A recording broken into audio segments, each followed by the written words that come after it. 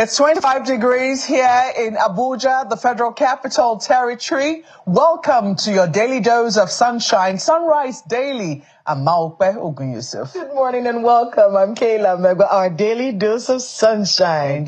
Indeed.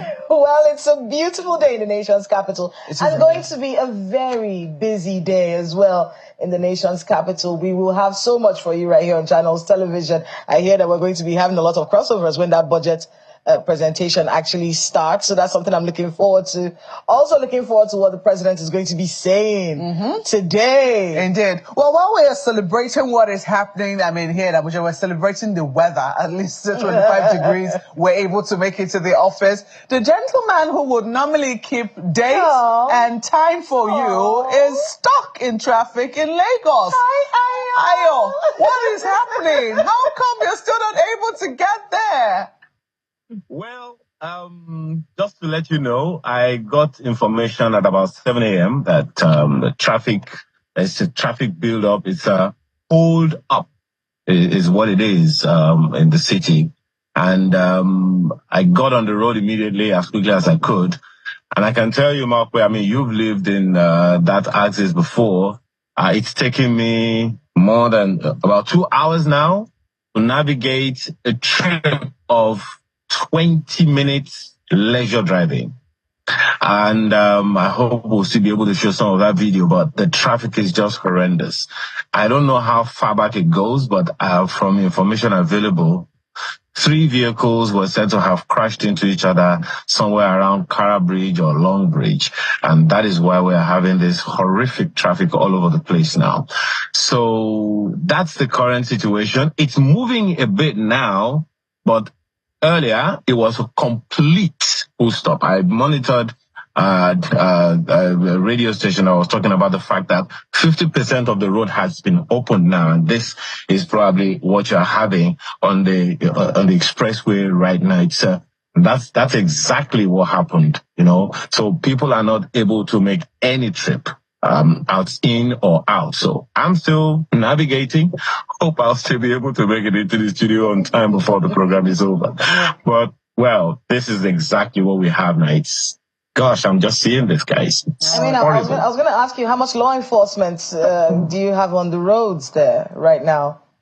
Well, it's an accident. So any thing around that will be to the best anyone can do to rescue the situation, get those trucks off of the road so traffic can move. Because without the moving traffic, the economy is literally at a full stop. That's so far what we have. And it's like in situations like this, people just generally take care of themselves. People comport themselves. No insecurity issues whatsoever, no robberies, nothing at all here. So that's pretty much what is happening right now. Well, there you have it. We hope you're able to make it to the office regardless. You have to always praise the resilience of Lagos residents who, in spite of all that they go through, still manage to, get things done. So we hope that eventually you're able to make it just before we wrap up on the program today. But there you have it, your traffic advisory. If you plan to go along the Lagos-Ibadan Expressway, especially from the Lagos end, you have been told there's been an accident along that route, which has now caused a heavy tailback as far as 7 Up from what we gather, and I'm sure it will be going all the way to Ketu Alakwere, that particular axis there. And I hope it doesn't get to Uwuroshoki and Third Mainland Bridge. But this is the scene of the accident involving containers, trucks carrying containers, which has, cut off the entire access route on the expressway. We can see from what we can see now, the amateur videos sent to us, we can see men of the law enforcement there, and of course a lot of Nigerians trying to help. We can see trucks of LASMA, and I think is that the FRSC as well, trying to see how they can lift those heavy-duty vehicles out of the way. But in the meantime, you will have to be patient while they're able to do this. And we have to plead with people this season, because it's a season when a lot of people want to travel to meet their loved ones. They also want to start making arrangements. Of course, there's a lot of economic activities, a lot of buying and selling. People want to be able to make last-minute purchases. please, whatever it is we're doing, let us be patient. Take it easy on the road. It is better to be late than for you to be the late. That was what we're taught in, was it primary school? Oh yes, yes. And you know, it's quite unfortunate that this has happened.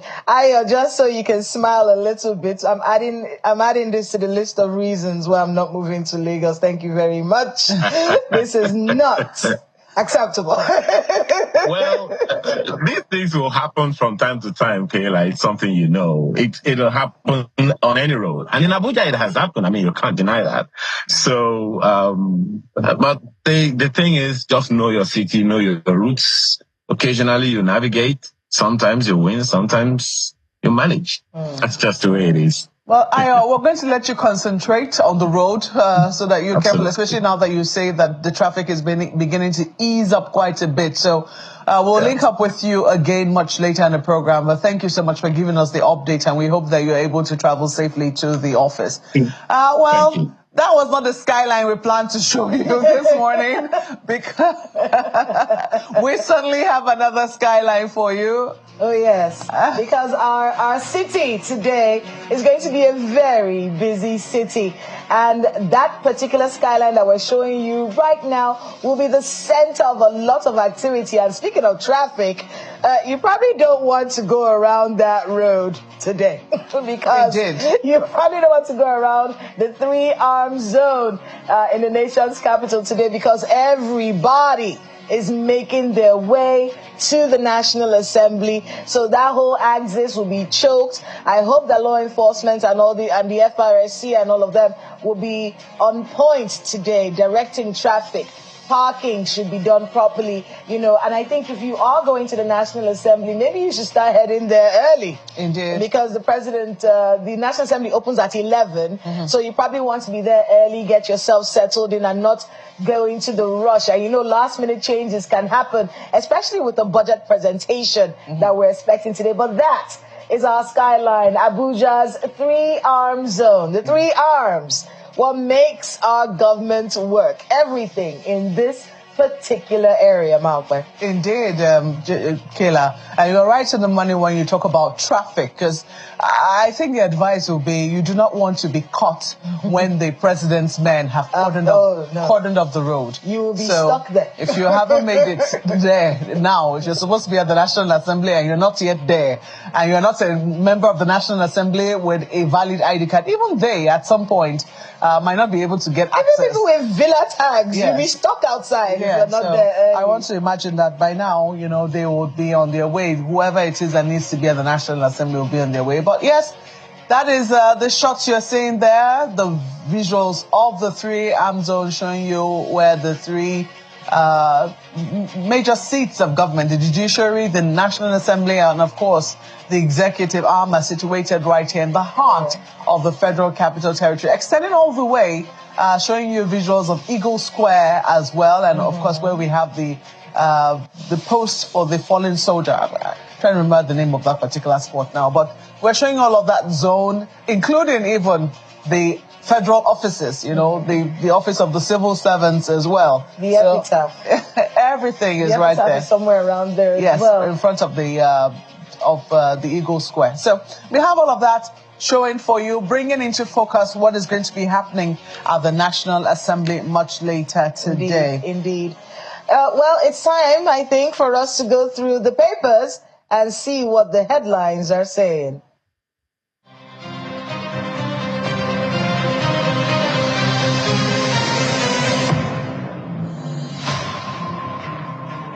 The NBS figures are in the news this morning. The front page of the Guardian newspaper: Nigerians paid 2.2 trillion naira ransom in 51.9 million crime cases, results to self-help. And the infographics on the front page gives you an idea. The story has its details on page 6 of the Guardian newspaper this morning. If you look on the front page of the Daily Trust newspaper, its angle is a little different. 614,937 Nigerians killed, 2.2 million abducted in 1 year. That's according to NDS. Says kidnappers raked in 2.2 trillion naira ransom. Presidency, military, police silent. What FG should do. That's from a security expert. The details on the inside pages of the paper today.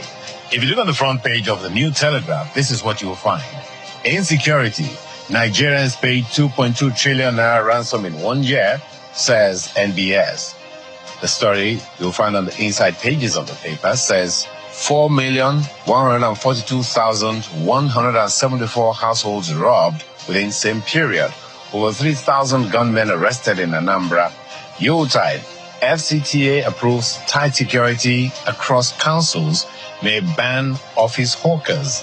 The details on the inside pages of the paper. Nigerian Tribune has the same story. Kidnapped victims paid 2.2 billion naira ransom in 1 year. That's coming from the NBS. Says households experienced 51,887,032 crime incidences. Details on page 4. Blueprint newspaper has this one. Northwest tops with 14.4 million cases as NBS survey says Nigerians paid 2.23 trillion naira ransom in 12 months. North Central, 8.8 million. Southeast records 6.8 million incidents. Findings reveal rural areas most affected by crime. Again, the details you find on the inside pages of the paper this morning.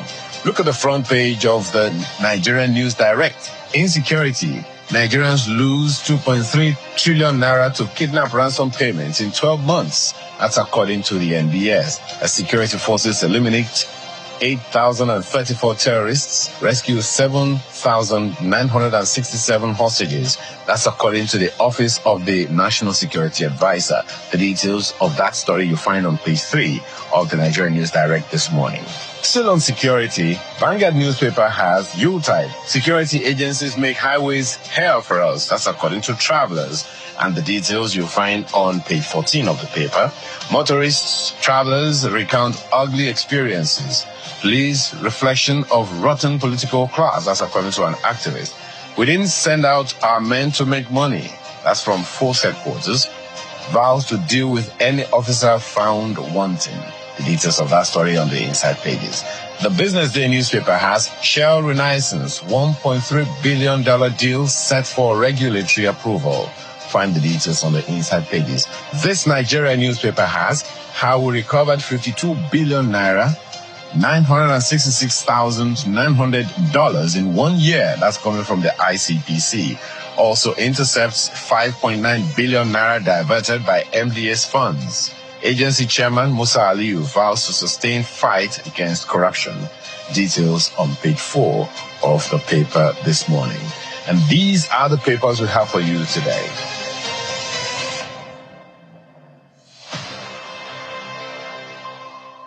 Well, I'm going to start off with the Guardian newspaper this morning, and it's because of this worrisome headline that's got to do with ransom payments.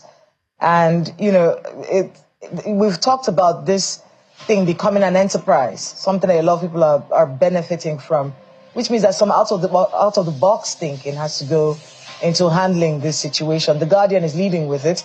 Nigerians pay 2.2 trillion naira ransom in 51.9 million crime cases and are resorting to self-help. And it gives the whole breakdown. If you look at it from page 6 of The Guardian today, it really does a breakdown of more than what you're seeing on the front page there. Ransom being paid. You know, and we hear this quite a bit whenever there's a kidnapping situation. You know, so were you rescued or did you pay a ransom? You know, and sometimes you would hear some people tell you that both happened. I remember we had a conversation with Mr. Salami not too long ago, and he was talking about how he had to pay both ransom and be rescued, you know. And so what's happening? How are these things supposed to be stopped? What kind of out-of-the-box thinking should our law enforcement be going into as they navigate this very worrisome situation? But this is something that I think law enforcement should really think about. Indeed, Kayla, and you know, and it's something that it's showing prevalence. There are parts of the country where it's more prevalent, Malcolm. I think if you also look at that particular information, you'll find that it came from the National Bureau of Statistics. Yeah. So this is not something that someone can just come and easily dismiss or controvert. So I think that this kind of information should be taken very seriously. some people will say that the indicators are not good. What it means, I mean, where we have now found a situation where our security agencies are no longer the sole monopoly holders. There's a word they use, but they're not the sole purveyors of violence, so to speak. I mean, they're supposed to have monopoly of arms and ammunition within the country. And clearly that is not the situation right now. We have a lot of non-state actors who are also giving our security agents a run for their money. I think that those at the helm of affairs should take this very seriously, because what it means is that the state is losing a hold of its monopoly of violence. And that is an indicator that we're down the slippery slope of a failing state. And you know, one of the most prevalent parts of the country, really, and I'm bringing this up because there are lots of operations, there are a lot of military operations in this part of the country, it's actually the Northwest, with over $1 billion paid.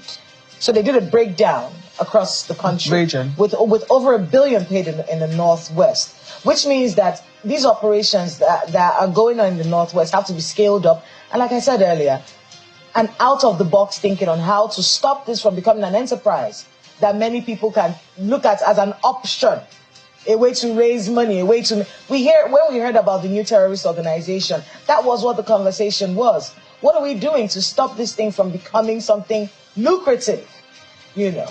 And I think that thinking actually has to come from law enforcement, because you have to... I'm sorry, but it does mean that you have to now start to think, get a think tank together, have a conversation, start to think of ways to prevent these crimes from happening.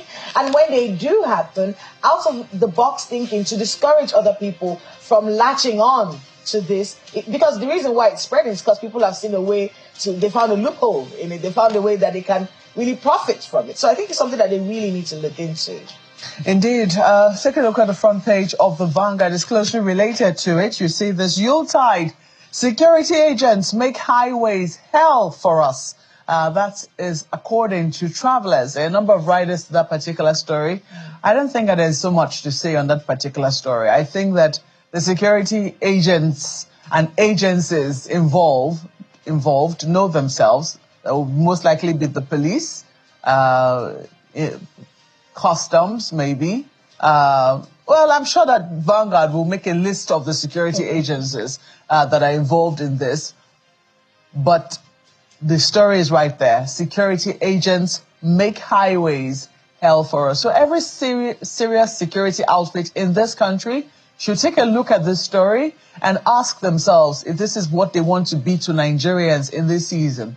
While we will appreciate the presence of our men on the highways to make it safe for people as they travel in this season, we must also find ways to make sure that bad eggs do not make traveling difficult for the generality of Nigerians who just want to be able to carry out their business or make their way to their loved ones in this season. No, enough said on the front page of the Vanguard newspapers. I mean, thinking about it, especially in the Southeast, it's almost every 5 minutes. Almost every 5 minutes. So like you say, it's important that we have security on the highways. But when it now turns into something, you've become a nuisance, so to speak. I saw the Inspector General of Police, I think it was yesterday, giving out rules of how the police, they're not allowed to do this, they're not allowed to do that, they're not allowed to do this. But if we have a situation where what you created to keep people safe has become a nuisance to the people, you have to think outside the box again to find out how to solve this one, especially if you're in the Southeast. For those of you who are traveling through that Lokoja axis, I know a lot of trips are happening right now. We're doing what we can. We'll do everything that we can. But please, for law enforcement, for the police, if it is now becoming a nuisance, we're not saying leave the highways, we're saying be more constructive in the way you handle that particular situation, especially this Yuletide. Yeah, indeed. There was an IG who used to say that, police should not be setting up checkpoints. They should be doing a patrol. Oh, yeah. Going up and down the axis to be sure that, people can actually make their way, safely, and police presence was felt adequately. And I think that the emergency numbers should work. So if people are already beginning to complain and it's making its way to the front pages, then they cannot say that they did not know about it. So please, the security agencies involved, please check the page 14 of the Vanguard. See if your agency is involved and see ways that you can make traveling easier for Nigerians in such a way that they commend your agency at the end of the day. I think at this point we can take a break. We'll be going over to the National Assembly shortly to link up with our correspondent, Emperor Simon, to give us a feel and look of how the National Assembly is. We've shown you the outside, the inside, and what the mood is like as the president is expected there today to present the budget. In just a moment, please stay with us. Welcome back to Sunrise Daily. I think we now can join our correspondent, Emperor Simon, who is at the National Assembly this morning, getting ready for this budget presentation by the president. Good morning, Emperor. Yeah, good morning, Kayla. How are you? It's a beautiful day today. I'm fine. It's good to see that you are there early, we thank God, because, we're just talking about what the traffic was going to be like. Could you give us an idea of what it was like getting to the National Assembly and what the mood is like inside of the National Assembly? Yeah, so just as you mentioned, I've been here since 5:30 a.m. trying to set up, but it was not to pack, getting into the National Assembly today because of what is expected to take place, the presentation of the 2025 budget. A lot of security personnel from the first gate. We were asked to drop from our berths. Even when I showed them my villa tag, they told me they're not respecting State House tag here. What they recognize is the accreditation tag, I beg your pardon. So we were asked to present that, and of course I did eventually, and I was allowed to come in. And then at the entrance also, some security personnel stopped us and said they needed to check. So security is watertight here, I must tell you. We have security personnel from the Nigerian Security and Civil Defense Corps, the Nigerian Police, the Department of State Service. They're all here trying to ensure that everything is orderly. Right about now, what's happening is that the lawmakers are arriving in their numbers. Earlier on, we saw the Deputy Speaker of the House coming in, accompanied by his aides. And then we've also seen a number of lawmakers, both from the House of Representatives and also the Senate, who have come in to ensure that there is timeliness, punctuality in terms of what time they expected to commence. The first thing that happens is that the both chambers will first of all meet separately to have their normal plenary where they will discuss issues of national importance and other bills that they need to pass or deliberate on. And then afterward, we expect that the two chambers will adjourn to have a joint session, and that's where Mr. President is expected to come and make the presentation of the 2025 budget.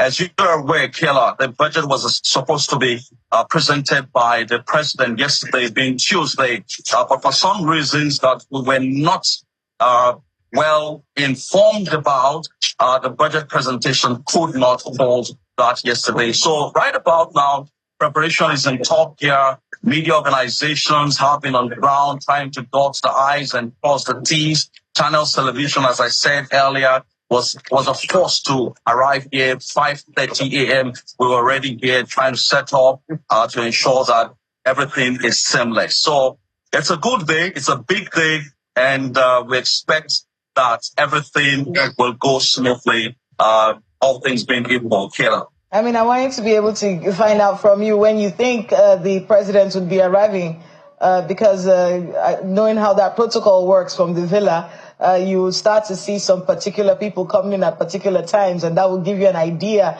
of exactly when the proceedings are supposed to start. Do you have an idea? I'm hearing 11 o'clock. Well, we've heard whispers from a few persons passing by who have said that they might start by 12, but I am not very sure what the time they will start will be. But as I have said, we've seen the lawmakers coming in their numbers, both from the House of Reps and the Senate. And I believe it is to ensure that everything starts on time. Indeed, Emperor, it's a good thing you highlighted the fact that the National Assembly, the two chambers will hold their own sessions before they adjourn to have that joint sessions. And this is one of the very few occasions where we see a joint session of both chambers of the National Assembly. Is there any indication that the Speaker or perhaps the Senate President have already arrived at the National Assembly premises? Yeah, we've seen the Speaker of the House of Representatives. He's arrived already. And as I said, his deputy has also arrived. But for the Senate President, we're yet to cite him here. As you know, the joint session usually comes after, the both chambers have deliberated on their business of the day, and then they will convene and then discuss the budget. The president will come in. He is expected to be ushered in by his aides, and also aides here at the National Assembly who will walk him in, and then of course the usual taking his bow before proceeding to deliver his budgets. Well, Emperor, we will keep up with you as time goes on. I believe that there will be different programs that will be hooking up with you today. We have to thank you for at least making sure that channels got there way ahead of time. Thank you so much for your service. And do keep us updated as events unfold in the National Assembly. It's going to be a long day from the look of things, but I believe that the presentation will be over in no time. If you're here in 12 o'clock, perhaps between 12 and 2, that should be done. But thank you so much, and hook up with you very soon again. Thank you, Emperor Simon, for your reporting. Thank you very much, Mark. Well, indeed, we'll be changing gears now. It's part of what we're going to be talking about, the budget presentation of the going to be done by the president, amongst a host of other sundry matters. And we're going to be joined by our guest, Mr. Boyega Adejumo, who is a member of the Patriots Group and also chair of the Southwest Committee, who are trying to draw up a constitution, a new constitution for Nigeria, which the Patriots Group has been speaking about for quite a while. Now, don't forget that the Patriots Group is headed by none other than Chief Emeka Anyaoku, former UN Secretary General, and they've been speaking about how Nigeria needs to get a new constitution. I do not know how that is going to affect, whether that would affect their perspective on the presentation of a budget this morning. But hey, our guest is right here with us. Mr. Adejumo, we thank you so much for joining us on Sunrise Daily this morning. It's a delight to be back.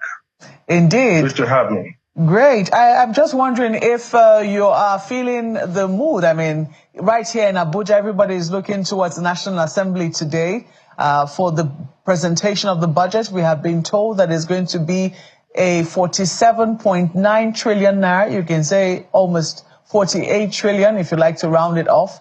I do not know what your perspective is on our annual ritual, this presentation of the budget. As a member of the Patriots, is there a particular perspective that the group has towards the presentation of our budget? I wouldn't say for the group as it is. We're yet to come up with a statement on that. But I can give you something close to the thinking and the perspective of the Patriots, of this very distinguished men and women who have come together to do a salvage mission on Nigeria to make sure that we steer the ship of state in the right path.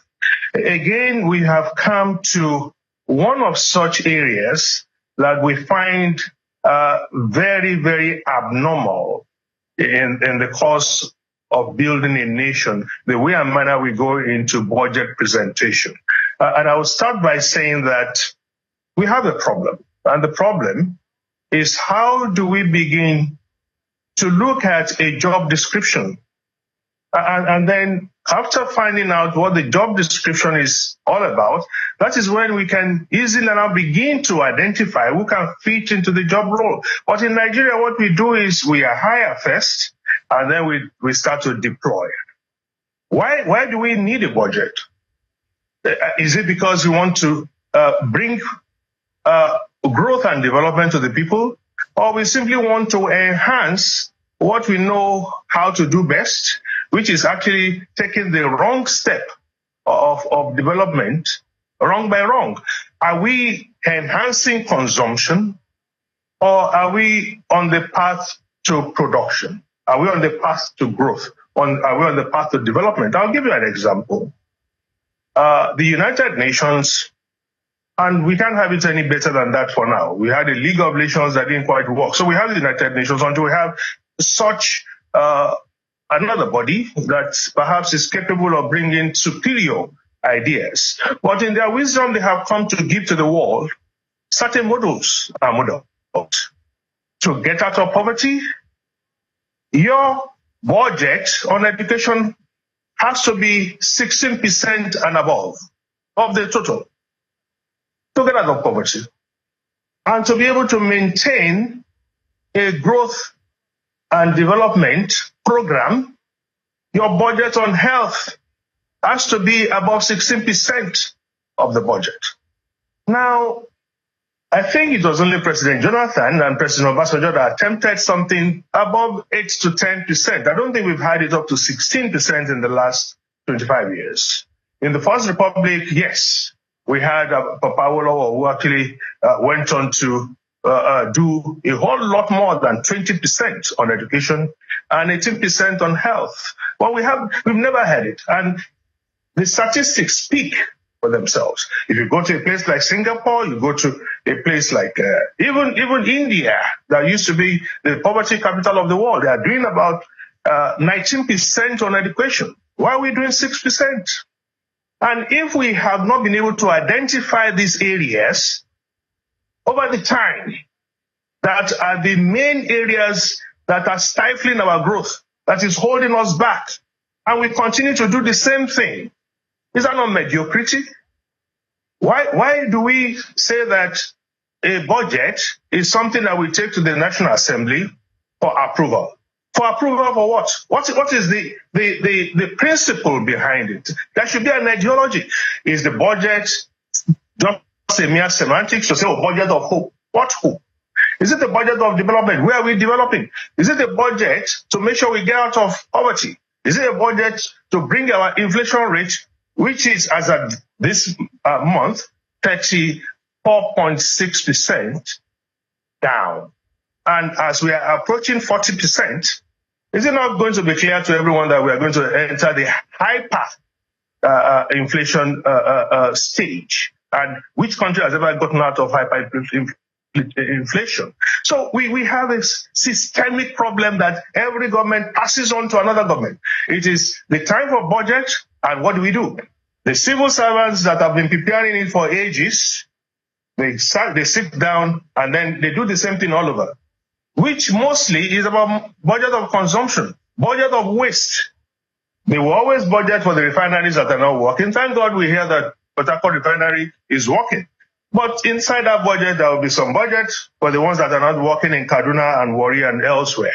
And in other moribund establishments, we had our president who told us ab initio that is going to follow the Orosaye report. Now, before the Orosaye report, we had how many ministries? Now we've added more ministries. We've added more parastatals. And this is a report that actually reduced the number of ministries. That's the Orosaye report. That reduced the number of parastatals and agencies. But now it's all bloated up. So what budget do we have? The kind of wastages we've been carrying all along is most likely what we are going to meet there. So what are the expectations of the people? What are the expectations of the patrons group? What are the expectations of every other group that wants to see growth and development in our time. You've raised quite a number of issues, sir. I mean, I'm taking a look at, you've asked, for instance, why do we present it to the National Assembly, you know, and then the linkages between the theme of each budget presented and what it is that we seek to achieve. Let me ask you this. Are you saying that you're not quite clear on why it is that the president has to present the budget to the National Assembly? Is that what you're saying? No, that's not what I'm saying. What I'm saying is, what is the substance? What exactly are we presenting? Is it a cosmetic thing? Is it just a ritual we go through every year? If we want to sell something, it is the onus. Yeah, but part of the responsibility is on the government to let us know what exactly you are presenting. Indeed. We want to know exactly what this budget is going to do for us. Is it going to help us to grow? Is it going to stop all the wastages? Is it going to make sure that we're on the development level to the extent that we can eradicate poverty? Nigeria is not the poverty capital of the world. What exactly is this budget about? Yeah, Mr. Adejuma, part of the question you raised was, why do we present the budget to the National Assembly? I'm saying that is a constitutional requirement, fine. But out of all of this idea of having to go to the National Assembly should be the bigger picture of what is it going to do for Nigerians. Okay, it's a one-day thing. We take it to the Assembly, we clap, we say, oh, it's a budget of hope. Yeah, but beyond that, I mean, people will say the National Assembly, they are supposed to be the representatives. I mean, they're the ones who are supposed to influence the input of Nigerians into that particular budget. So if there are questions to be raised as to the trajectory, the focus of the budget, isn't that within the purview of the National Assembly to raise? Do you think that perhaps this should be a question and answer session between the president and the National Assembly, for instance? I'm so happy you brought this up, because this happened last year, and it's most likely going to happen again. And then we had a padded budget. That is where all of this is leading to. That is where I am leading everyone to. Now the budget gets to the National Assembly, and then the bricks splats. It is being padded here, it's been padded here. And certain statements were made last year which needed interrogation. And again, I would blame the press, because all of this will have to be brought out one day, and who best to do it other than the press? There was this statement that the budget was padded up at the National Assembly level, and then the National Assembly was saying that the executive, they made their own mistakes. At the end of the day, it was a case of no victor, no victory. There was a statement that said, oh, you robbed my back, I robbed your back. We know that the National Assembly padded it, but then we wanted it passed. So at the end of the day, we shook hands over irregularities, over padded borders, and then we moved on. And that is the point. So in which case, the whole thing needs a total overhaul. We're not even just talking of the executive presenting this budget to the National Assembly. We're talking about even the very construct of the process of having to take it to the National Assembly and what goes on there. But I'm saying, for emphasis, if you have that budget, which has been re-engineered, which is not like the budget of old, which will have all the loopholes for padding, if we truly want to have the kind of hope, the kind of change, the kind of attitude to give us Nigerians the confidence that we have a government that knows exactly what to do with the budget, then we won't be preparing the budget like we used to. And I'll give you an example. Sometime in the 90s, in the UK, people were doing the ticketing thing at parking lots, and they were printing their own tickets and selling tickets, their own tickets along with the government ticket. The government found out. They didn't go and arrest anyone. What they did was simply to go electronic.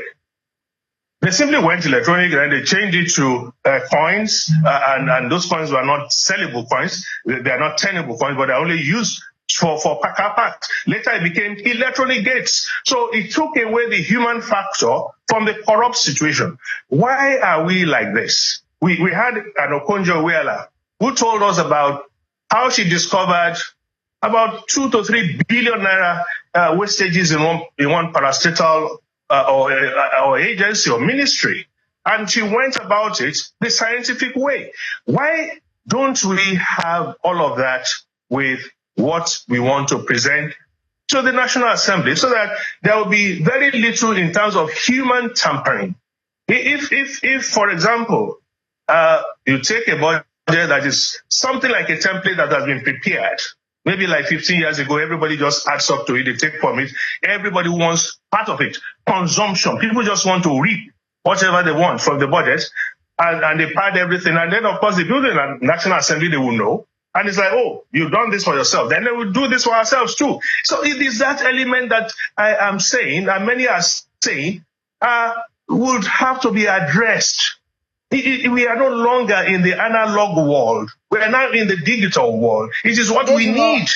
I want us to be able to. We need to put into this budget so that it can be foolproof. Exactly. I mean, it's important. It's a very instructive thing that you've mentioned there, Mr. Adejimo. The human tampering and this budget padding issue. It's a long conversation, and of course the methodology, which is something that you've been talking about since you joined us. But I want us to be able to move on to impact. What impact do you see this budget having on the Nigerian in 2025? Because it's one thing I have not seen the budget. I mean, when he presents it, you know, with the figures that we've seen and with the breakdowns that we've been hearing over the past few days, is this the budget that will lift the Nigerian out of his situation right now? Or is there something else that should be happening? I can bet everything is not going to lift anyone out of the predicament in which we are in. And the answer is very simple. Let's look at it. We are talking about, well, trillions of naira? What trillions of naira? We're spending dollars. It's as simple as we earn in dollars, we spend in dollars, our money is denominated in dollars. And all you have to do is just use the exchange rate any which way. Well, it's supposed to be like now it's been put together, streamlined in such a way that the parallel market and the main market are the same. But use whatever figures you want to use. Translate this in trillions of naira to dollars, you probably will not get anything more than $28 billion. Now, $28 billion, well, just about the budget of the fire department of New York State. Not even the fire departments in all of New York, $28 billion. That's all. I don't think we've had a budget that is beyond $30 billion. So the trillions of naira do not mean anything. Everything is in dollars. Now, if you look at $28 billion, South Africa is doing $166 billion budget in a year, South Africa. So what is our $28 billion? And how is it going to lift us up? Looking at the way wastages, and if we want to do a good synopsis of how we spend money on what is good and what is trivial, on what is important and what is not important, then let's look at the performance of the budget of the previous years, plus the way we spend money and renovate houses with 22 billion here in Abuja, and 5 billion here in Lagos, and every other thing that we buy, and every other amount of money that people are stealing, and then somebody is taking to court for 200 billion, is given bail, and somebody is, all of this put together will tell you that what we do is never going to bring out the kind of results that will lift us out of anywhere. If we continue to do everything that is wrong, and we are getting the kind of results that come with doing something wrong, how do we now hope that suddenly it's going to turn around? It's never going to happen that way. Heavens were not made that way. Heavens and the earth are made in order. Otherwise, there's chaos. What we have here is chaos. The only way to treat chaos is to go and dismantle the system, is to go and dismantle every other platform, the foundation that has created this chaos. Until we do such a thing, no budget is going to do it for us. Unless you tell me, okay, in this budget, this year, what we want to face is education. We have about 40 to 50 million children out of school, maybe 30 million in the north, maybe 20 in the south, and we want to face them. So this budget for this year is about education, then we know. If you say it's about health, then we know. Then if you say it's about growth and development, then we know. Now let's look at it. A new ministry has been created for livestock. If I'm to think critically, and I'm thinking, and I'm saying it, critical thinking. I'm talking about not dissonance. Critical thinking. Is it about livestock? Is that what we lack? We have enough cows, but what we lack is foodstuffs. What we lack is food insecurity. That's what we have. If we have food insecurity, then why are we not doing the real estate thing in terms of mapping out land for agriculture and making it designated and looking at how many pieces of yam do we need? There was a time President Obasanjo did something fantastic. In the whole of West Africa, we were doing well with cassava. Suddenly we were 10th. And there was a cassava multiplication project in 3 states. So Obasanjo came and saw it and realized that we have to up it. And it started the root and tuber expansion program. That year, we could talk all day, but we do have to touch on other topics on this particular conversation that we're having, Mr. Dejumo. We need to pick sectors. Picking sectors and focusing on them. We understand that, but I want to be able to get. I want to be able to get your thoughts on blocking government spending, because we have to be able to touch a lot of things. One thing, you mentioned it, funding infrastructure growth or developments in sectors by blocking excesses in government spending. How can the Tinubu administration do that in just a few minutes? Okay, in a few minutes, I'll tell you. There was a debate between President Shagari and he was a candidate there, and Awolowo. And Awolowo said, we will do free education. And Shagari said, you can do it. And Awolowo said, why? He said, because there are no funds. Awolowo said, do you know how much it's going to cost? He said, that was 1979. He said, 9 million naira. Okay. Awolowo said, okay, take away all the newspapers from all the government offices. That saves you 3 million. So Shagari said, okay, after that, what happens? Take away all the tea and sugar and they said, okay, that's about 3 million. Shagari said, okay, where will you get the rest 3 million? Awolowo said, you want to be president, you and think. So I'm going to say the same thing to this government. They know where the wastages are. Somebody had said that from the gate of NNPC to the office, the wastages are called there is about 3 billion. Let them look into it. They know where the wastages are. Somebody has worked in one of the refineries that I know. Yeah, he started work there. He went overseas for training there. He retired there. He got his pension there, and that refinery never produced one drop of oil. So, am I supposed to be the one to tell government? They have had somebody like Okonjo-Iweala. She can tell them where all the leakages are. She was able to save a government that was spending about 3 billion on wastages. So get the right people. Look, if President Obasanjo did something well, and President Jonathan did something well, and President Tinubu did something well, I will say so. President Tinubu has done something well, and that is what he did with this tax thing. He got the very best man. I've never met Oyedele in my life, but I know that he's very good with taxation. Get somebody who is very good. We have all these professionals in Nigeria. Get them to do something about land, apportion land for agriculture. Then let them look at into education. Let us know exactly what we need in all these sectors.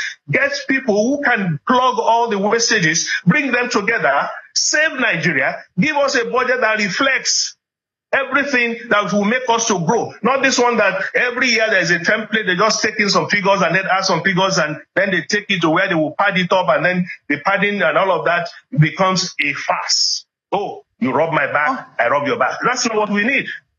Okay, I just want to quickly ask your opinion. There's one famous case that's currently going on, between Are Afebabalola and Mr. Dele Farotimi, a case of libel happening right there in Ekiti State. I do not know if the Patriots have a perspective on that particular case. Well, I have a perspective because I was, at the time, a member of the Periphery and publicity secretary at the time. So, and Dele and I have been together since 2003, and he's a senior member of our Periphery and an activist and somebody that holds Nigeria so dear and wants the best. But all I would say is that we have a situation. Somebody is accusing somebody of using influence on the judiciary, and well, it was taken away. Somebody will say whisked, somebody will say abducted. Now, it will be sub judice to talk so much about the law, but I can talk about the moral aspect of it. If you've been accused of having done something, and you now come around to show that you are capable of doing it, then you're as guilty as hell. In which case, they said you have stolen a goat, but suddenly they are seeing you with a young lamb under your arm, under your agbada.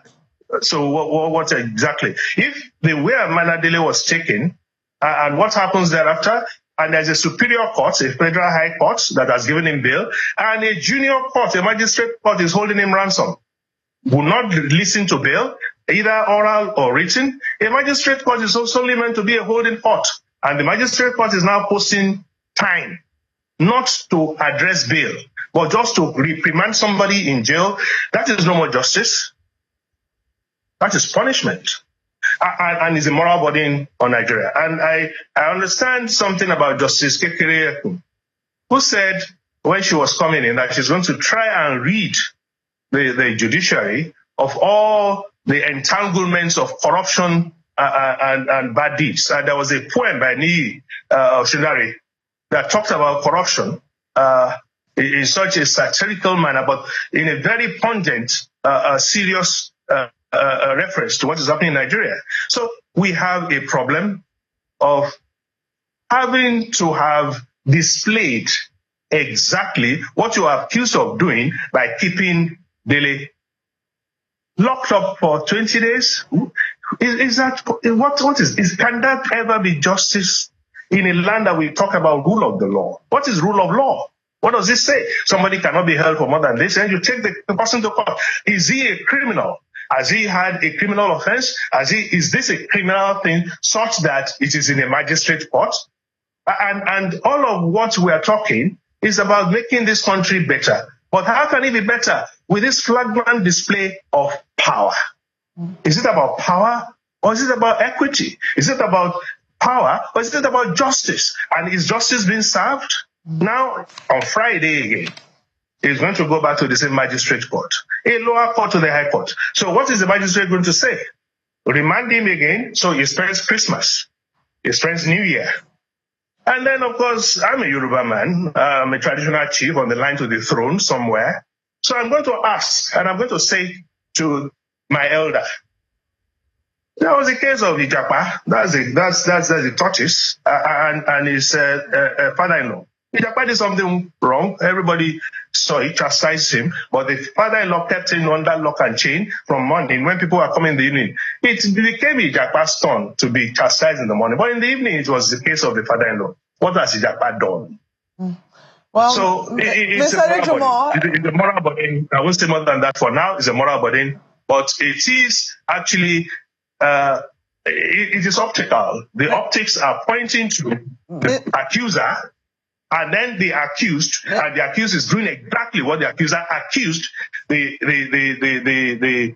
person who is displaying what has now become. It's an ongoing matter, and we certainly hope to catch up with you as the matter evolves. We have to thank you so much for your perspective this morning on both the budget and the Dele Farotimi case.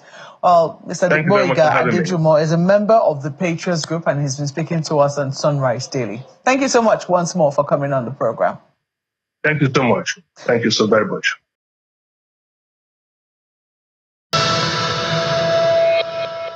Well, indeed, we've been talking about the budget almost the whole day, and we've told you that the president is going to be presenting the budget today. Who better to do that than any John Mekwa, who is going to be doing well, let me say a little bit of that on Business Morning on Sunrise Daily. It's a mouthful to pronounce. I'm waiting for you to say that. Business Morning on Sunrise Daily. Yes, it's a baby. And it is wonderful to have you in our studios here in Abuja. Yes, it is. Away from the remote, talk and all that we normally do to actually see. In fact, I think, can I just do that? I want to touch you in flesh. In flesh. It's no longer virtual, Exactly. It's good to have you here. Just to make it different. You know what I'm saying? Every time we're doing a Passover to you in Lagos and then back and everything. So this is kind of different and, have a little bit of it's flesh. one of your busiest days in every year, isn't it? It is, Kayla. And I know you have informed our viewers that at 11 o'clock we're going to have a special session that'll be focusing on the budgets, the presentation. I will have some analysts to, look at the numbers and the impact. and to look at the 2024 budget. How impactful, what level or degree of implementation, those promises. The president did make some promises, during the previous budget. Yeah, in the 2024 budget. So before we get our hopes high, in the 2025 budget. Let's see if he kept his word. Let's see. That's 11 o'clock. So you want to join us by then, 11 o'clock, we'll be here. But now let's delve into the issue of business at this time. We're starting with the Naira, and we saw there was an intervention from the central bank yesterday towards the close of trade yesterday, and then we saw an increase as CBN participated in the market. The result was that FM rate appreciated by a whole 10 Naira. That's good news, closing at 1,540 Naira. So it's about 2 weeks or 3 weeks now, we've been seeing the Naira steady at the 1,500 level, less than 1,600, even though there was a huge drop at NAFEX. NAFEX lost 4 Naira to close at 1,556 Naira 75 kobo. Closely related to that, the Senate yesterday passed a bill to ban the use of foreign currencies for payments and transactions within the Nigerian environment. It went through the first reading. The proposed legislation aims to ensure that all payments, salaries, and transactions are conducted in Naira, which should be a norm, and seeks to eliminate discriminatory practices and strengthen confidence in the local currency. The bill is titled "A Bill for an Act to Alter the Central Bank of Nigeria Act 2007, number 7. And the POS, they got into the news yesterday also. The central bank has restricted their daily transaction limit to 1.2 million Naira. We know that the POS seems to be they play the role of being a bridge, especially for these small transactions. So the Apex revealed this in a circular that they call on cash out limits for agent banking transactions. They say that also that the agent terminals must be connected to a payment terminal service aggregator to ensure that all daily transactions by agents, including withdrawals, limits of transactions and balances in the float account of each agent, are sent electronically to NIBS as a report to the CBN. But of course, this hasn't solved the problem of the cash shortage which we're experiencing in many parts of the country. That is a sad one. So part of this policy intervention also set a cash withdrawal limit per customer, regardless of the channel, to 500,000 Naira every week. I see cashless, what we're trying to promote there. All agent banking terminals are now set to a daily maximum transaction cash out limit of 100,000 Naira for a customer. An agent's daily cumulative cash out limit is now pegged at 1.2 million Naira. Now, the reason I'm in Abuja, the Federal Capital Territory, is AFDB, African Development Bank Group. They said, I'm sure you've seen that report, on the first day, the launch of the Debt Management Forum for Africa has been launched, because we do know that the issue of debt is plaguing many countries on the African continent. So the 2-day event ended yesterday, and I put together this report just to give you background of what has been happening.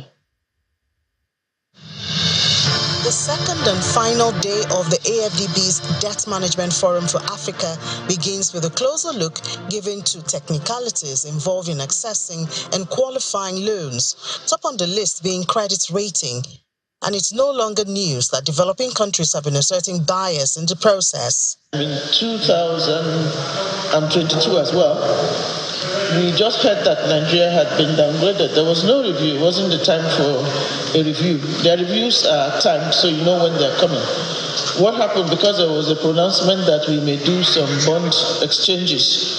So the next thing we knew, we were downgraded to junk, literally, from me to junk. And what was the reason? And that speaks to the buyers, some of the buyers we're talking about. Oh, you said you are going to do bond exchanges. Bond exchanges don't represent a default. It's a liability management strategy, and we know the advanced countries do it. They're the ones who put us through that process. You can exchange a short bond for a long one. Doesn't mean that you can't pay. So we said, why is it good for the advanced countries and not good for us? So we took them up on that. But as we speak, that was 2022. We may have had like 4 reviews after that. I think they only changed the outlook, but not that junk rating. But we pushed. DEMFA also has the target to motivate countries to tighten leakages to make debts more productive. One of the things that, we did specifically when Ghana discovered oil was to move towards a sovereign wealth fund approach where, because oil is new to the budget, we started putting money aside for debt redemption. Align our national budget to our national development plan is a plan that has where we stated a couple of activities that we're going to do in a couple of years' time. So what we do is to make sure that all the fundings that we have are all related towards executing those priorities that we have identified in our development plan. In 2018, we issued a blue bond, the first blue bond. We didn't go for a large sum. We went for 15 million USD. So the point is that Seychelles is surrounded by water, ocean. Our land mass is only 492 square kilometers, whilst our EEZ, exclusive economic zone, is over 1.4 million kilometers square. So you can imagine the size of the land, sea in comparison to the land. So the focus was how to make better use of our ocean economy. Communicating those to end the sessions, a ministerial roundtable made up of ministers and representative of ministers from Tunisia, Sao Tome Principe, Egypt, Congo, Chad, Sierra Leone, Eritrea, and Liberia, all sharing their take-home with a promise to pursue implementation. Their observations, which include who and how DEMFA should operate, forms the communique. By thinking together, we have already created this network. I want us to have the opportunity for me to call my brothers from Cape Verde, from everywhere, and have conversations. I have a request for technical assistance on this. Could you please go help? Because you have rich experiences. Africans can work together to make this happen for Africa. Because Africans are working for other continents consistently. If you go to any field, you see Africans leading initiatives there. In health, in the academia, in debt, everywhere. So let's unleash that capacity we have as Africans so that we can come up with African solutions to Africa's problems. The next forum is set to hold in about 12 months, where there will be a review of operations and achievement in the area of debt management agreed by individuals representing their countries here. So that's what African Development Bank has been doing in Abuja. The major reason why I'm here at this time now. Away from that, talking about what's going on in the oil space, prices traded in a narrow range early on Wednesday as investors remain cautious ahead of an expected interest rate cut. The Federal Reserve is meeting Tuesday and Wednesday, so we expect for them to tell us. Expectation is that there'll be about 25 basis points interest rate cuts again this year, but we'll see how that goes at the end of their meeting. Brent inched up 12 cents, that's about 0.16% to $73.31 a barrel, while U.S. West Texas Intermediate crude added 11 cents, that's about 0.16% to about $70.19 a barrel. Now let's leave oil now and come back home. It's the festive season is just around the corner. Christmas is next week, Tuesday, but I hear that the price of cooking gas we're going to use to cook all of that rice and all of that is really going up. It's not new, unfortunately, because even before now, the average price of liquefied petroleum gas had gone up by 3.32%. That's month on month, according to the NBS, the National Bureau of Statistics, to about 6,699 naira. In September, to about 6,915 naira And on a year-on-year basis, we've recorded more than 51% increase on the price of cooking gas. So I wonder what's going on. Should we go back to charcoal and firewood? I wonder. But let's have the conversation right now. Maybe help us to understand more about this with the president of Nigerian Association of Liquefied Petroleum Gas Marketers, Mr. Oladapo Olatibosun. Mr. Olatibosun, good morning and welcome to the program. Good morning, viewers. So what's going on really? What's the latest driver of prices of the LPG? I thought we had a level of stability at this time. Yes, the good news is that LPG is available. But all the silos and tanks are wet. Every of the gas and every depot will have gas. And for the festival, we will all have gas to cook. The issue of price, right? Price of gas went up. But you agree with me that it's not only price of gas that actually went up. There are some inflationary effects that led to that. But everything is being done to control and make the price stable. Because of the festival that is coming and the impact this high in price have on our people, our association reached out and we actually had conversation with the people in the authority on how to make sure that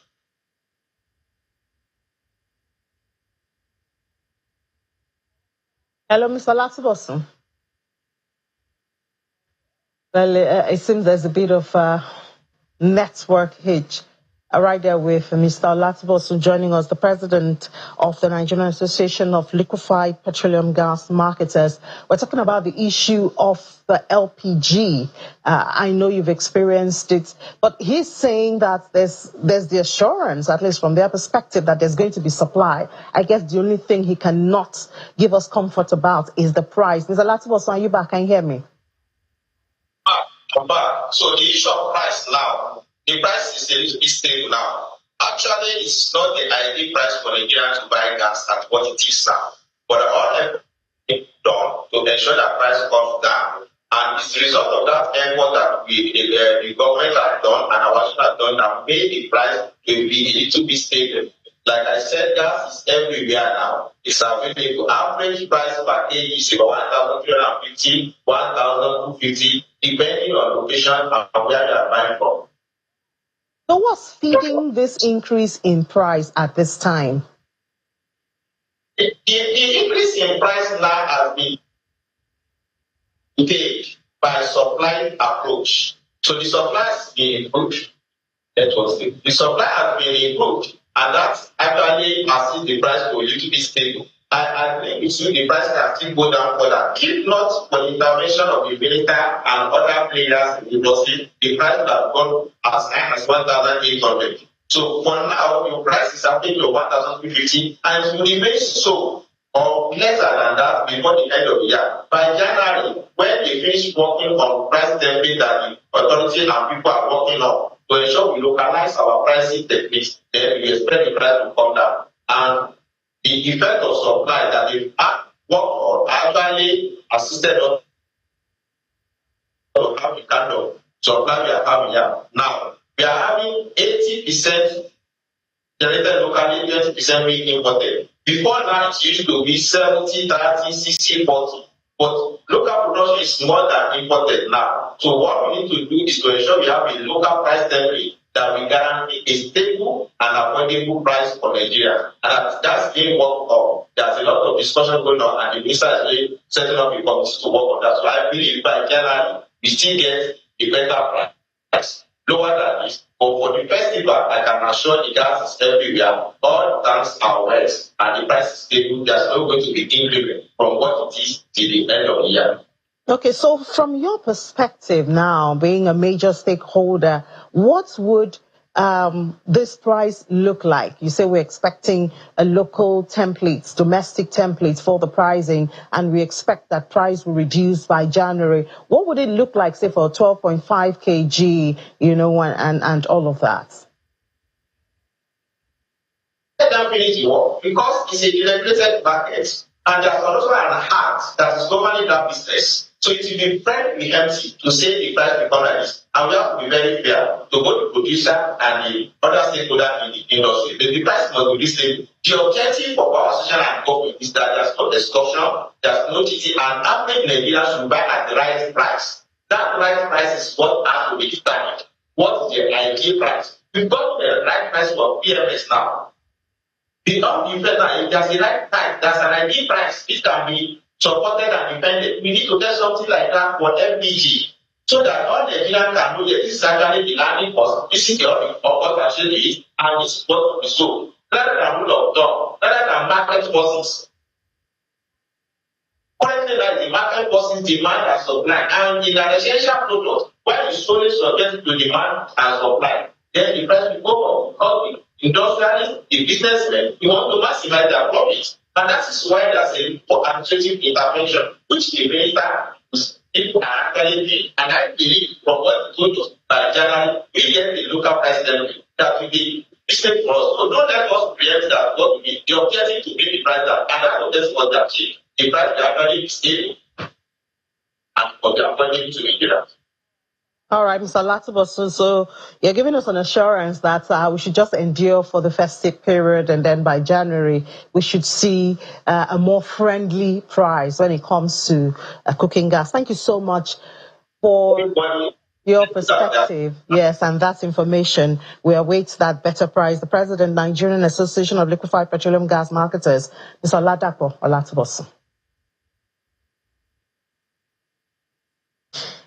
All right, so moving on the program now, Keystone Bank, the management and staff of that bank, they're hoping to consolidate on their successes of the just concluded fiscal year to move the bank to what they call greater heights. At the company's end of the year dinner, which was in Lagos, customers were celebrated and top staff were recognized for their exceptional efforts throughout the year. Glitz and glamour is the order of the day as guests troop in for the Keystone Bank end of year and customer appreciation dinner. It's an opportunity for the bank to celebrate the gains of the past fiscal year as well as honor its customers and staff. There's nobody here, just you and me. Captains of industry and dignitaries turn up in their numbers to grace the highly anticipated occasion.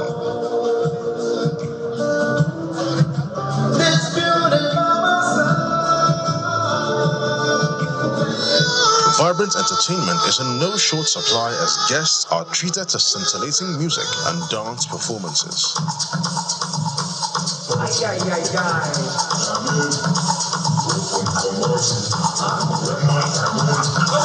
Management staff of the bank are happy with the bank's progress and are hopeful for more gains next year. We are looking forward to building on the successes we have achieved this year, to consolidate on that, and we're also looking forward towards a lot of transformation at the comfort of their homes. You'll be able to open accounts with Keystone Bank.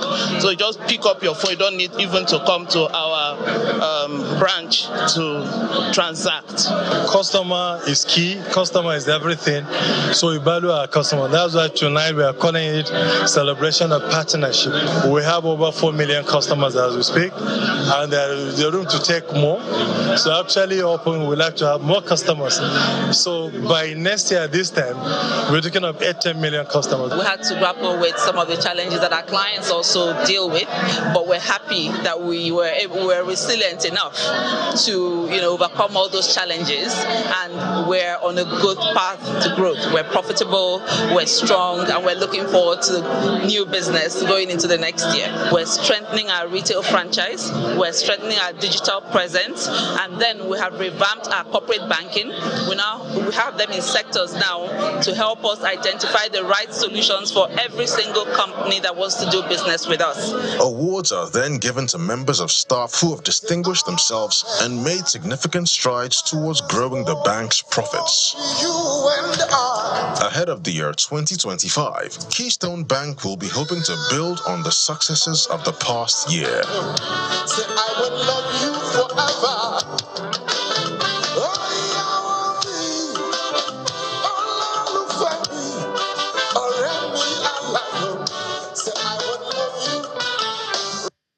Well, congratulations to Keystone Bank. Of course, they look forward, the staff and customers look forward to even a bigger 2025. Just before I hand over back to Mark and Kayla, let's give you a little bit of what happened to the market yesterday. We see that the NGX is continuing that bull run. Yesterday closed 0.13% in the green. And yes, we hit the 100,000 level. I think it's not just Bitcoin that's soaring at this time. Yesterday, Bitcoin went up to more than 108,000. Well, stock market too is also doing some good. So it's at 100,000 plus, 100,050.94, gained 408 billion naira. Seems like Santa is already on the floor of the NGX. Activity yesterday was more of green, even though we had volume in the negative sectors. Had positive banking, consumer goods negative, industrial goods and change, insurance seems to be losing some steam there. More, just about 1% in the red. Oil and gas slightly up. I guess profit taking and all those big profits of last week is catching up on that. So that's where I can stop at this time. But I can tell you today is budget presentation. So you want to know about the budget or how we performed in the 2024, just before we head to the 2025. We want to remind the president some of those promises he made, and we'll see if he fulfilled that. It will be a full house. Join me at 11 o'clock, a special session for the budget presentation. Of course, we would also head to the chambers when the presidents get there, so don't miss that. I'll be back in just a couple of minutes, so don't miss me too much. Meanwhile, let's take a short break. Kayla and Marpa will be back to finish up the closing part of Sunrise Daily.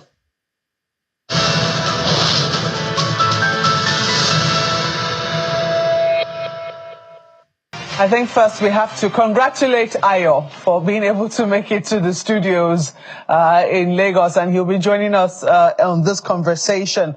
But right now we're going to be focusing on health. We're changing attention to health.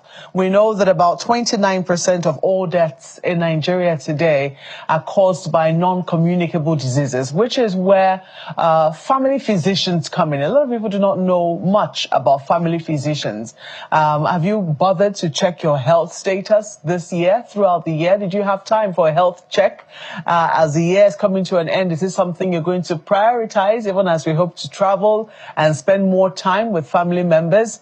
Well, this is what Dr. Ngozi Mamelu, who is the Chairman, Society of Family Physicians of Nigeria, FCT Kefi chapter, is here to discuss with us this morning. It's good to see you. Compliment of the season. Yeah, thank you very much for having me. I think we're very well, you know, and instead to say that now, because we're already almost, is it about a week to Christmas? Yeah, as a matter of fact, it's exactly a week to Christmas. Wow. Yeah, exactly. Yeah. Today is Wednesday. By next week, Wednesday, we're looking at Christmas. So, indeed, compliments once again to you. I wish you the same. I'm wondering, I mean, you are the Chairman, Society of Family Physicians of Nigeria, and that's not something we hear very often. Family physicians. What's a family physician? Exactly. We have personal doctors. Exactly. Yeah. But what's a family physician? Who are they? Okay, so thank you very much for that question. I'm excited to be talking about family medicine this morning because it's something that I've always wanted to clarify.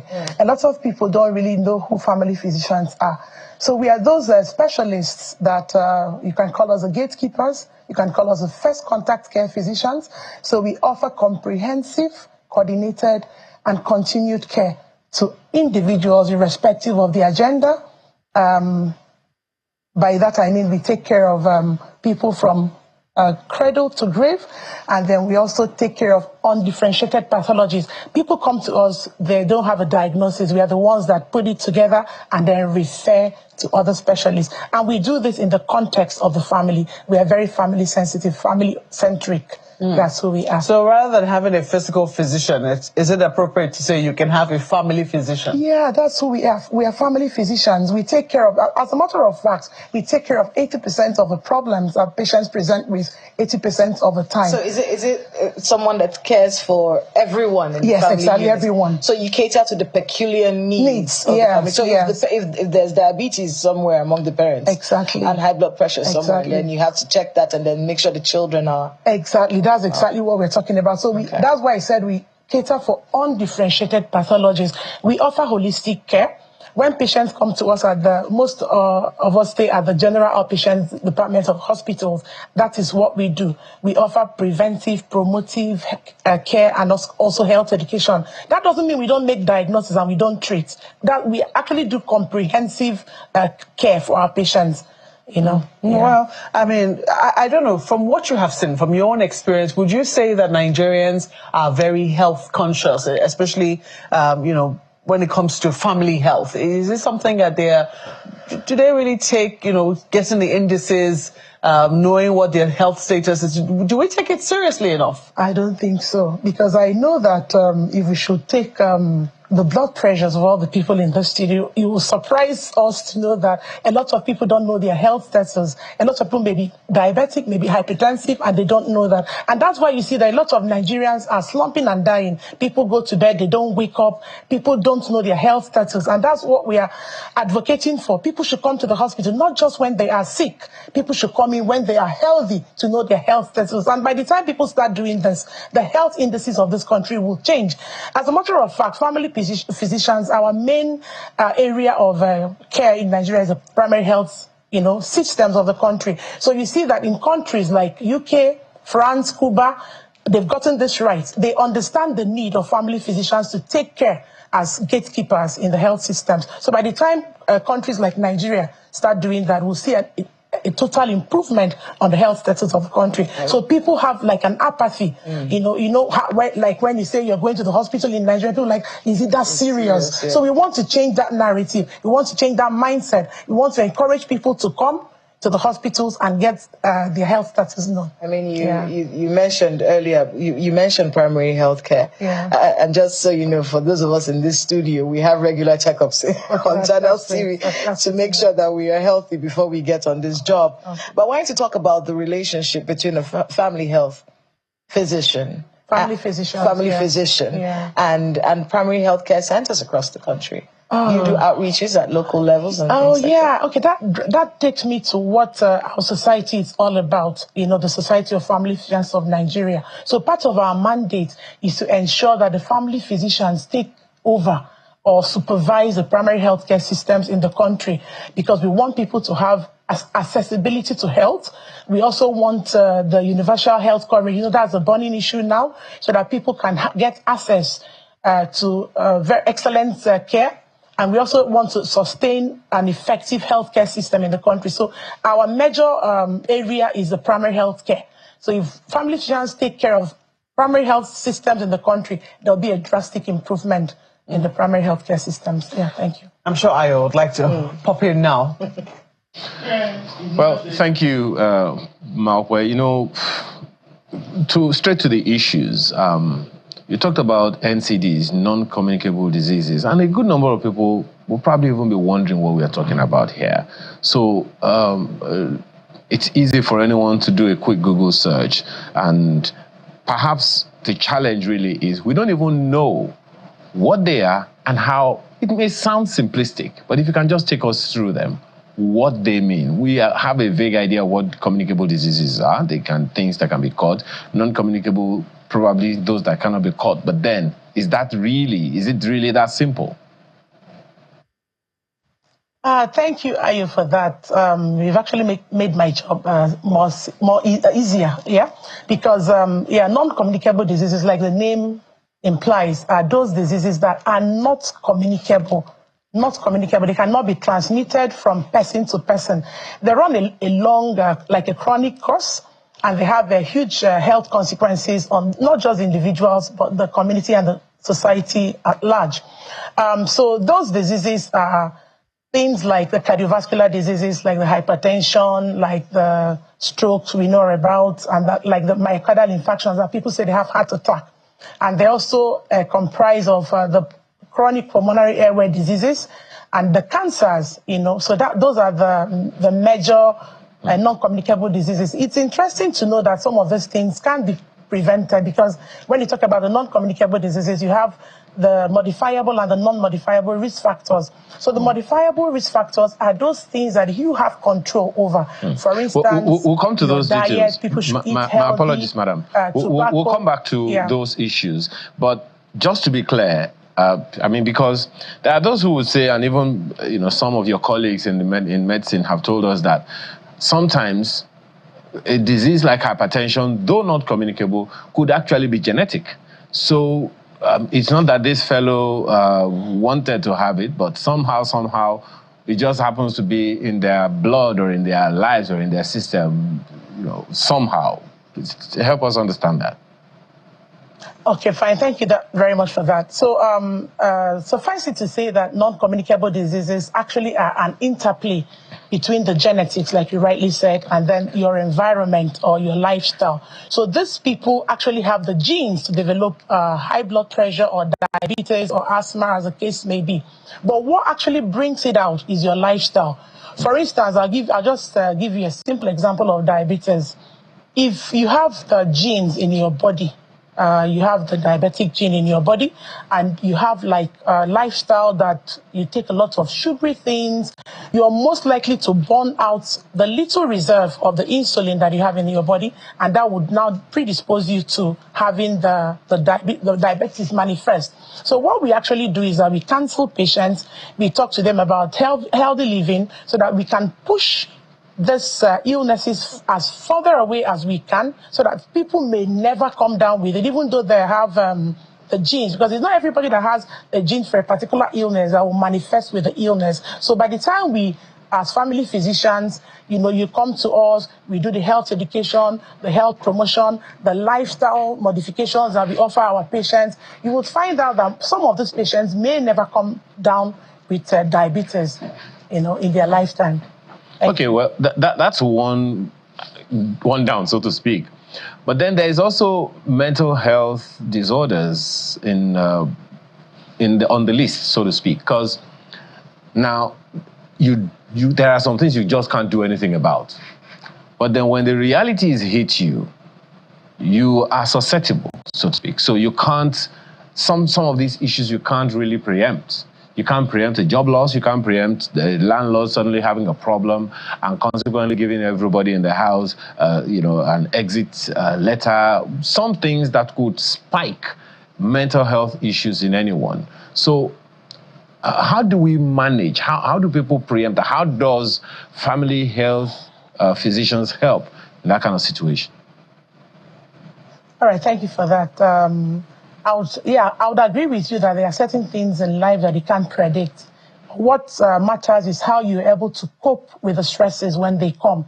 For instance, in family medicine, we are very patient-centered. We actually want to know who has the disease than what disease the patient has. So we actually do a patient-centered model of care, where we try to carry the patient along, understanding the patient's illness experience and all of that. But the thing about mental illnesses is that we all are stressed, and some people have the genetic makeup for certain mental health illnesses. But what really matters is your ability to contain the stress when they come up, and that's where we come in. There is stress management. We know that the country at the moment is not very conducive for a lot of us, but we try to do family counseling. We try to find out what those problems are. We try to profile solutions, because when you solve these problems, because most times stress actually aggravates mental health issues. So family physicians have a pivotal role to play, because we do a lot of counseling for our patients. We try to connect them to services that will help them manage their situations better. For instance, a patient may come to the hospital with headache, and a lot of physicians would, take history, examine the patient, do the necessary investigations, and then go ahead to treat the headache. But as a family physician, we really want to understand what is causing this headache. By the time we take a family and social history of this patient, you may find out that it's a job loss that is causing this headache, because the patient may have gone to several hospitals and the headache persists. And people will start doing very high investigations like the CT scan. We're not saying that is wrong. But if you don't solve this problem, if you don't go into the dynamics of the family to find out that this man may be having marital problems with the wife, or he may have lost a job, and then you address that. When we have such situations, we actually invite the family, because we do family counseling. So we sit the woman down with her husband and we try to solve the problems of the family. And in doing that, a lot of stress is reduced and people can now function better. We also link them up to services. We try to find out what skills can you do, assuming you don't have a job, you know. We try to link them up. So we think family as family physicians. Yeah, thank you. You know, I know that there is little that government can really do we can't legislate lifestyles. We can only try, government can only try with policies and initiatives that can help to navigate. Please tell us about the NCD policy, if Nigeria has any, because I know that it's one of the things that, you know, one of the efforts that government has made to try to manage it, tobacco taxes, tobacco advertising bans, tobacco health warnings, and all those things. Tell us about some of those things and how impactful, if at all, they have been over time. All right. Yeah, I totally agree with you that governments should actually improve on the policies. They are already doing a lot. I don't know if you're aware of in October this year, there was a campaign, a Project 10 Million campaign that was initiated by the Commissioners of Health and the Governors Forum of Nigeria, where they said, know your numbers, control your numbers. So it was targeted towards people actually knowing their health status. Come check your blood pressures, come check your blood sugars, and then let's see what we can do to help you manage these things better. So that was very commendable. That was something that should be encouraged. So aside that, there should be infrastructural development. You know, like in Abuja, when you see parks, people go there to eat, drink, and all of that. It should be beyond that. They should have recreational parks where people can go exercise, you know, jog, you know, to improve their physical health. You know, that's targeted towards reducing the non-communicable diseases. And again, what you're already doing now is apt, because this is a health awareness, this is health education. People are listening in, they will pick one or two things from what we are discussing. And then there's also capacity building. Government should continue training and retraining of healthcare workers in order to ensure that they have good control, they manage the NCDs better. And of course, you've already talked about the legislation on alcohol. You know, tobacco, a lot of places now, you can't smoke in the public. So that also gets towards what do they call it? Reducing the NCDs. And then research. In Nigeria, there's actually paucity of data. We don't really do a lot of research in Nigeria. And you can't make informed choices, informed decisions if you don't have the right data, because data is life. That's what people say. And that is true. So if we need to start looking at research, you know, go across the country, if you go online now, for instance, you see a lot of countries, they talk about their statistics. But in Nigeria, we are trying, but we can actually do better. So these are some of the things that we can improve on to ensure that this menace is curbed. Thank you. You know, just one last one from you, madam. Tell us about the age standardized rates, particularly for NCDs, and if there are, maybe you may also want to mention the major ones, and also maybe help us understand the numbers per gender.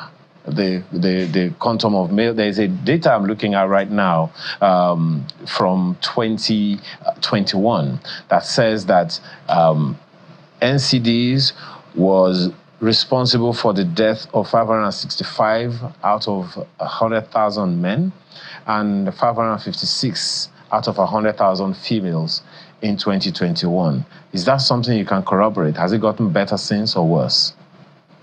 Okay, yeah, that's what you said is actually true. For instance, globally, NCDs account for over 70% of the deaths in people aged 30 to 70. That's quite significant. Even in the country, NCDs account for over 30% of all deaths annually. And we are looking at the fact that it's been projected that by 2030, NCDs will cost up to 15 million deaths annually, and that's quite alarming. And that's why bodies like the WHO and the World Bank are intensifying their efforts in the control and prevention of NCDs, and is a burning issue on the global health initiative here for now. That's the figures I can give you. Thank you. Oh, well, I mean, quite a lot to actually mull over. I don't know what you want Nigerians to really take away, this holiday season, especially as they party, as they will be making merry. They drink a lot and do all the unhealthy things together. Yeah. What message do you want them to keep at the back of their minds? Okay, like you rightly said, the festive period is time for partying, for a lot of drinking, a lot of smoking for those that indulge in that. So as a family physician, I'll first of all tell them to come first to the hospitals to have themselves checked.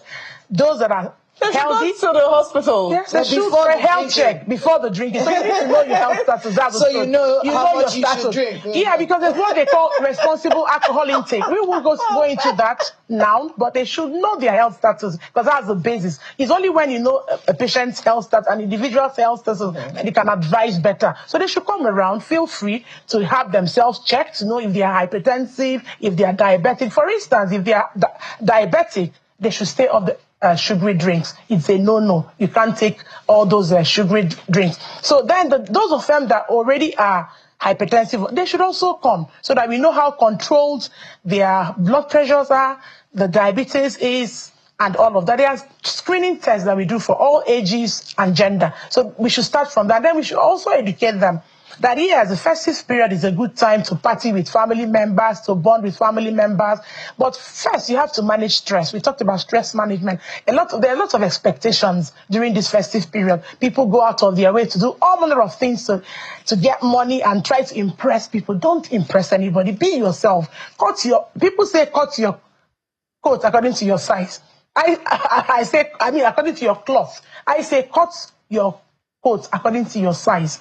If that cloth can give you a tie, please do a tie with it. Don't go thinking you want to do a suit and then you start burdening yourself. There'll be other Christmases. That's my message to them. So whatever you can do now, start early to plan to do it better by next season. And then stay away from tobacco. Tobacco is a no-no. Studies have shown that one stick of cigarette is enough to cause all the harm that, the body does not need.